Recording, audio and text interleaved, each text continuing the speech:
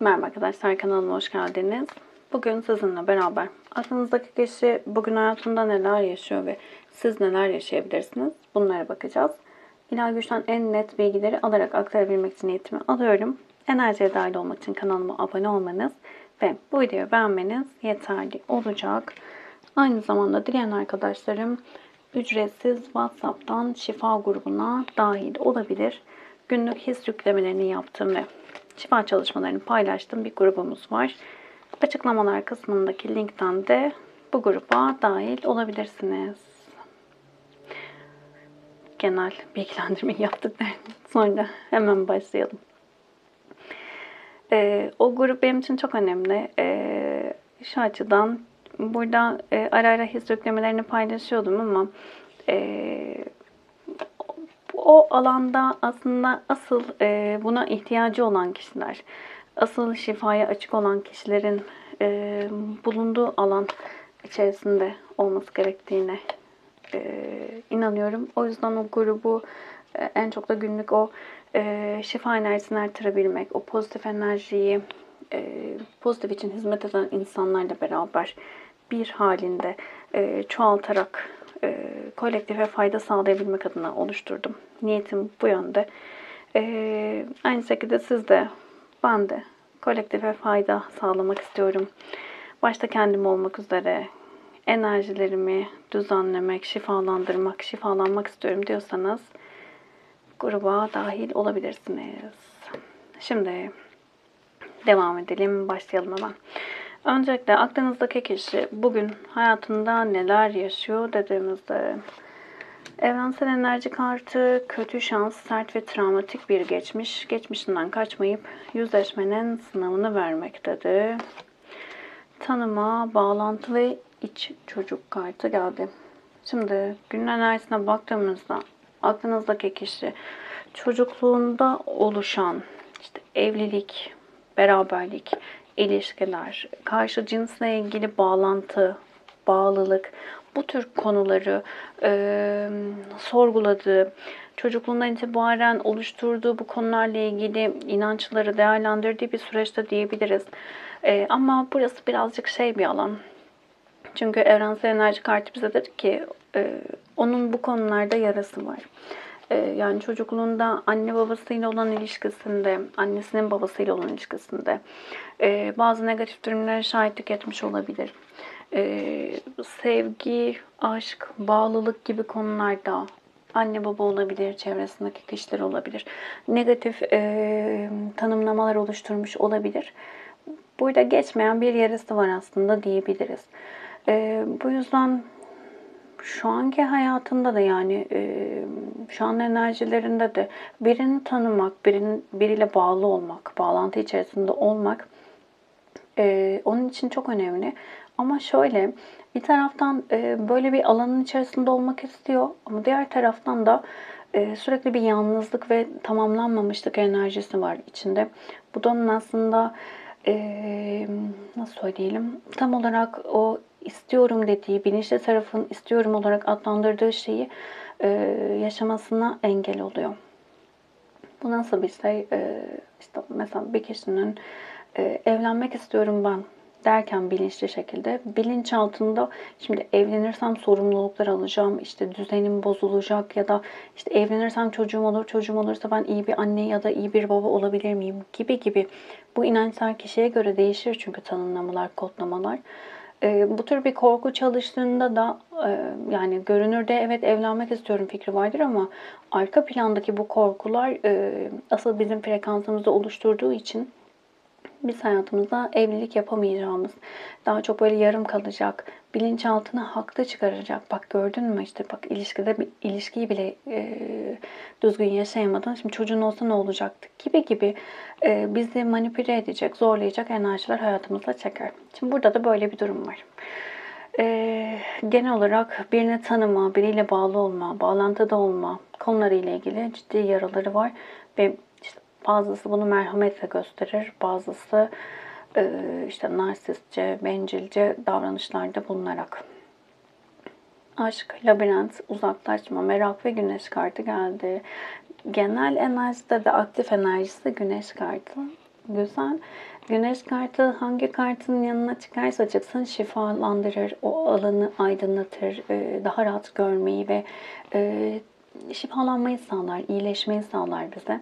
Şimdi bu da bize aslında diyor ki genelde de hep böyledir söylediğimiz gibi, yaşadığımız olaylar bize aslında kendi içimizdeki karanlıkta kalan, görmek istemediğimiz ya da unutmak istediğimiz ama şifalanması gereken alanları bize gösterir. Bunları da aslında bu yüzden yaşıyor aklınızdaki kişi de. Aslında o aşkı, sevgiyi çok net hissetmek isteyen bir enerjide. Ama şu anki enerjide sürekli bir ne kadar yaklaşmak istese de uzaklaşma enerjilerinin hakim olduğu. Burada işte hep sürekli bir sorun olarak adlandırıyor olabilir. Üçüncü kişilerin dahil olduğunu düşünüyor olabilir gibi gibi. Kafasının aslında çok karışık olduğu bir süreçte olduğunu söyleyebiliriz. Şimdi burada bağlantıda olmak istiyor. Aşkı, sevgiyi yaşamak istiyor. Ama bu uzaklaşma, iletişimin olmaması ya da kalp kırıklıklarıyla ilgili de ne yapacağını çok da bilemeyen bir enerjide kalıyor. Merak kartıyla beraber şimdi daha çok böyle tamamen bitti mi? İşte tekrar beraber olabilir miyiz? Ya da beni hayatından tamamen çıkardı mı dedi ve merakın içerisinde aklınızdaki kişi. Buradaki ama en büyük arkada kalan görünmeyen merak da sevgi. Gerçekten beni seviyor mu? Şimdi mesela çocukluğunda sevgiyi alamamış çocuklar, yani şöyle bir düşünce olur. İşte beni annem bile sevmedi, işte şu beni niye sevsin gibi. Değersizlik duygusu oluşur maalesef. Bunu görüp burayı şifalandırması gerekiyor. Ama genel olarak baktığımızda aşk ve sevgi konularını yaşamak istiyor. Bu aradaki uzaklaşma durumu onun için mutsuzluk yaratıyor ama nasıl düzelteceğini de bilemeyen bir enerjide. Ama burada o merakla beraber, neyi nasıl yaparım düşüncesiyle beraber o yüzleşmeyle, geçmişinden kaçamayıp yüzleşmenin sınavını vermek derken işte buradaki o yüzleşmeyle beraber güneş kartı burada ve burada olduğu gibi ortaya çıkıyor ve alanı aydınlatıyor. Yani burada belki bir bağlantı kuracak. Diyecek ki işte bak, hayatıma aldığım işte kadınlar aynı annem gibi ya da hayatıma aldığım erkekler aynı babam gibi. Ya da benim ilişkilerim hep annemle babamın ki gibi bir ilişki. Ya da ben şundan korkuyorum, bundan korkuyorum gibi gibi. Burada kendi altyapıda ne varsa bilinç altında bunlarla yüzleştiği ve bu konularda netleştiği bir sürecin içerisinde girecek. Güneş kartı da bize bunu söylüyor. Burada şifa, zaten bir şeylerin farkına varmak o şifa enerjisini başlatıyor, arttırıyor, oluşturuyor. Ama tabii ki böyle daha net bir şekilde kök inancı bulup iyileştirmek çok çok kıymetli. Şimdi bakalım ayrıntılı olarak hayatında, iş hayatında, sizinle ilişkisinde ve aile hayatında neler oluyor? Şimdi kılıç altılısı. Kılıç altılısı yeni bir düzene geçmekten bahseder bize. Şimdi iş hayatında farklı bir alana geçmek istiyor olabilir aklınızdaki kişi. Burada bir iş değişikliği yapma isteği içerisinde olabilir. Bu zamana kadar sürekli çalıştığı kişiler varsa onlardan artık ayrılıp farklı bir alana geçme isteği içerisinde olabilir. Şimdi kılıç altılısı çok gönüllü olmasa da alışılmış olan ortamdan, alandan, durumlardan uzaklaşmaktan bahseder bize. Buraya bir kart alacağım ama. İş hayatında şu an hayatındaki o ikili ilişkilerde yaşadığı durumlar iş hayatında ciddi şekilde etkiliyor diyebiliriz. Oradaki o karmaşa ya da işte kararsızlık, ne yapacağını bilememe durumu iş hayatında da harekete geçmesine engel oluyor olabilir. Bir kart alacağım. Tılsım onlusu. Şimdi iş hayatıyla ilgili artık daha güçlü bir enerjiye geçmek isteyen bir düşüncesi var. Çünkü tılsım onlusu artık maddi olarak da tamamlanmaktır. Maddi ve manevi olarak tamamlanıp iyi bir alana, iyi bir duruma geçmekten bahseder bize. Şimdi burada özellikle parasal konularla ilgili ikili ilişkilerde de sorun yaşıyorsanız, yani nedir? Mesela bir evlilik düşüncesi vardır. Ama maddiyat şu an izin vermiyordur. Şimdi burada artık o alanı güçlendirirsem daha iyi bir işte ikili ilişkimi düzeltebilirim. İşte param olursa karşımdaki kişinin isteklerini karşılayabilirim gibi gibi. Maddi olarak da kendini tamamlayarak rahat olmak istediği bir sürecin içerisinde. Şimdi şöyle bir durum da olabilir.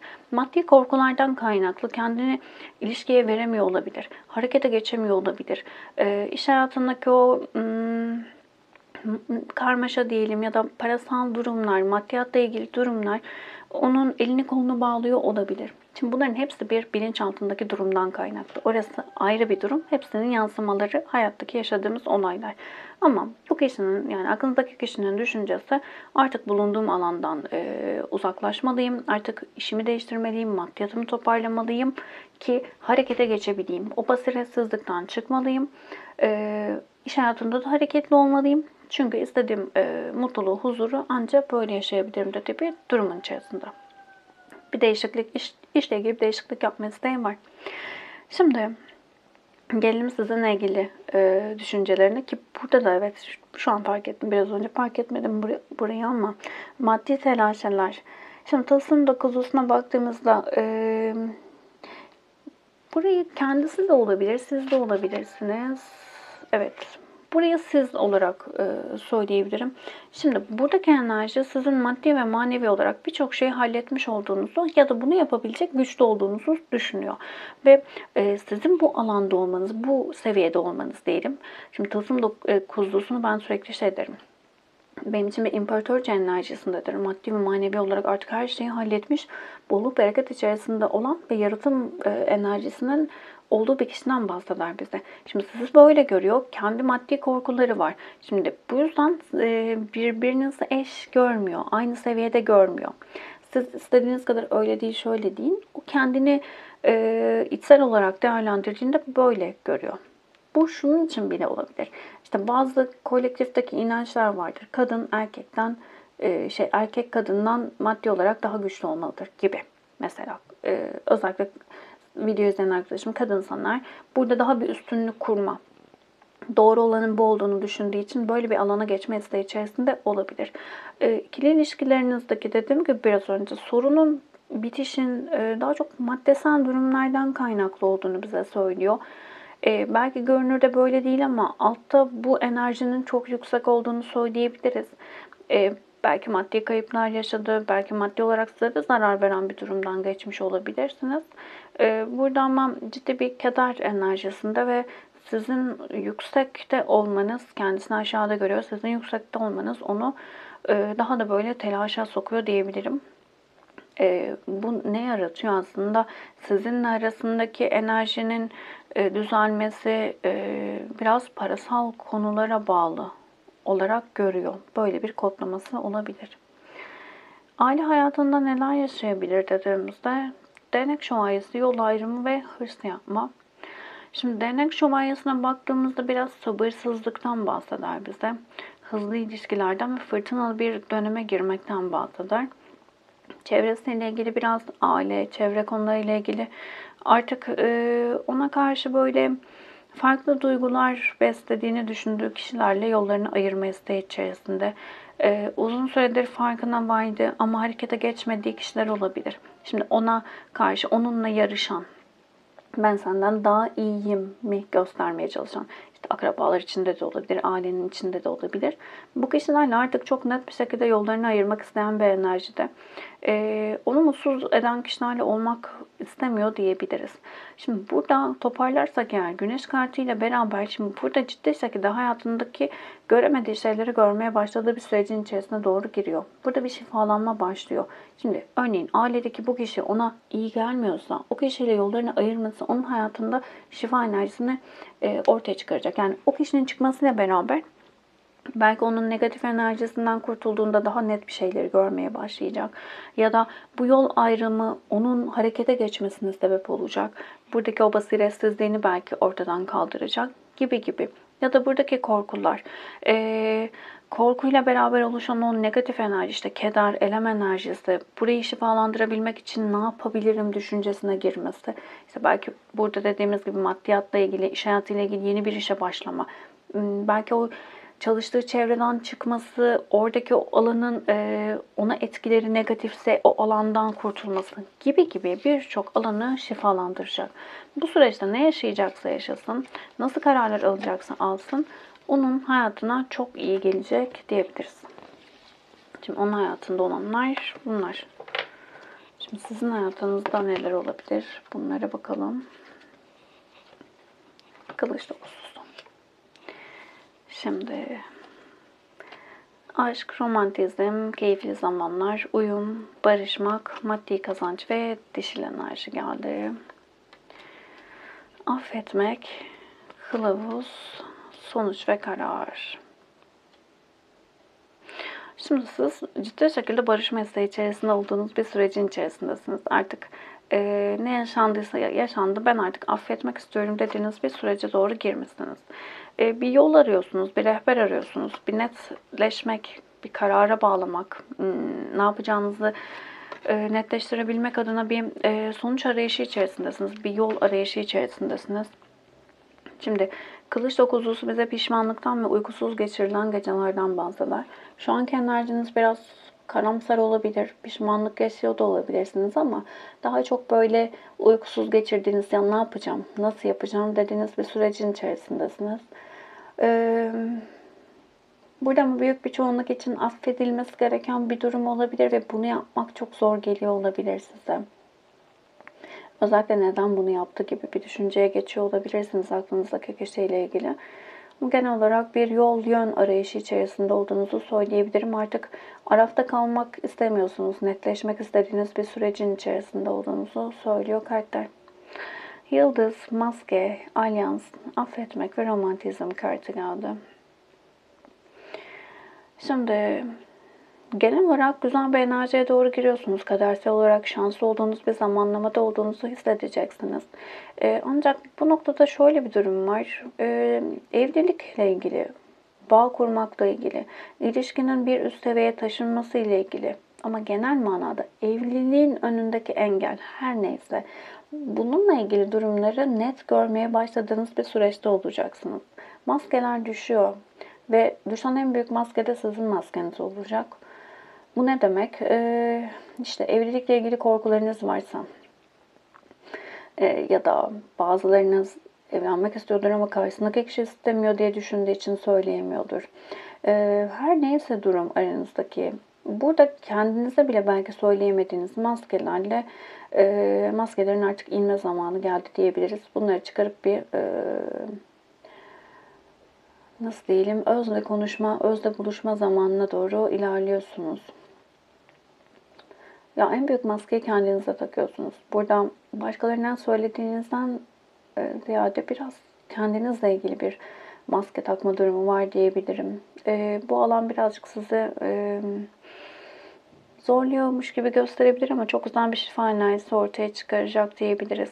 Kendinizi affetmeniz gereken durumlar var. Öncelikle zaten bu maskeleri takmış olmak, kendinize maske takmış olmaktan dolayı kendinizi affetmek isteyeceksiniz ama bazılarınızın da hayatınıza aldığınız kişilerdeki o durumları, gerçekleri görmek istememe durumu ve bu durumlardan kaynaklı yaşadığınız o üzüntülerden dolayı bir af dileme durumunuz olacak diyebilirim. Şimdi romantizm karşı duygularla hareket etmek, yoğun duygular. Şimdi burada birçoğunuzun altta yani evlilik ve duygularla ilgili bazı karmaşalarınızın olduğunu söyleyebilirim. Yani şey gibi bir enerji var burada. Yani evet evlenmek istiyorum, evlenmek istiyorum enerjisi var. Ama arkada sanki yani bunu görmüyorsunuz. Yani bilinçaltında bu var. Ama gerçekte yani bilinçaltında bu var. Bilinçte onu seviyorum, onu istiyorum gibi bir enerji var. Bilmiyorum buraya anlatabildim mi ama yani görünürde onu, o kişiyi sevdiğinizi düşünüyor olabilirsiniz. O kişiyle olmak istediğinizi düşünüyor olabilirsiniz ama altta bir evlilik isteği olmasından kaynaklı. Bu nedir? İşte kadınlar şu yaşta evlenmelidir. İşte erkekler işte işini belirledikten sonra evlenmelidir gibi gibi böyle tanımlamalar olur ya. Böyle bir durum olabilir. Çok böyle şey bir parantez açacağım buraya. Aranızda daha önce evlilik yoluna girmiş ama boşanmaktan bahsetmiyorum. Evlilik yoluna girmiş ama sonra bu karardan vazgeçmiş. Bu kararı devam ettirmemiş ya da böyle yani evlenmekten vazgeçmiş biri varsa ama karşı tarafın hiç beklemediği anda yaşanmış bir durum varsa Burada içte bilmediğiniz, yani bilmediğiniz derken farkında olmadığınız bir pişmanlık olabilir. Şöyle bir pişmanlık. Keşke onunla evlenseydim değil. O kişiye karşı yaşattığınız duyguların pişmanlığı olabilir. Bakın bu tarz şeyler de çok önemlidir. Babadan bile daha çok mesela kızların, kadınların babanın böyle kavuşamadığı, yarı yolda kalan bir kız arkadaşı, işte sevgilisi bilmem nesi varsa kendi kızına bu yük aktarılabiliyor ve evlilikle ilgili sorunlar yaşayabiliyor kendi kızı. Bilmiyorum burayı anlatabildim mi ama o yüzden özellikle sizin de ya biz girdik bir yol aslında ama ya olmadı ben bıraktım dediğiniz biri varsa onunla en kötü diyelim içsel olarak helalleşmeniz gerekiyor. Bu alan biraz şey geldi. Çünkü sanki o enerjinin yaşattıkları bu uykusuz geceler size. Şimdi sistemin mesajı iç çatışmadan, ahlaktan ve bilinçli seçimlerden bahseder bize. Buraya bir kart daha alacağım. Kendinize kızmış olabilirsiniz. O çevrenin o ahlak tanımıyla ilgili. Evet. Çevrenin böyle ahlak tanımıyla ilgili bazı şeylerine dokunuyor olabilir o anki yaşadığınız durum, öyle söyleyeyim. Şimdi buradaki alan birazcık şey bir alan. Durgunluktan bahseder, harekete geçememekten bahseder. İçinizde bir çatışma olabilir. Bunun yanı sıra yani biraz önce dediğim gibi o toplumun söylediği şeyler, toplumun dayattığı o ahlak ya da bilinçli olarak verdiğimiz seçimler. Bunlarla ilgili netleşmeniz gerekiyor. Karışık anlatmış olabilirim ama hemen toparlarsam. Yapmak istediğiniz şeyler var ama bu toplum tarafından doğru görülmemiş şeyler olabilir. Bu ikilemlerin içerisinde kalmış olabilirsiniz. Ya da daha önce yapmış olduğunuz bir toplumun uygun görmediği bir şeyden dolayı kendinizi suçluyor olabilirsiniz ve harekete geçmeniz engelleniyor olabilir. Bu alanlara dikkat edin diyebilirim. Kolektif bir açılım. Hepsiyle uyumlanamayabilirsiniz ama içerisinden mesajlar almaya odaklanın lütfen. Videoyu beğendiyseniz beğen tuşuna basabilir, abone değilseniz abone olabilirsiniz. Teşekkür ederim vakit ayırdığınız için. Başka videolarda görüşmek üzere. Hoşçakalın.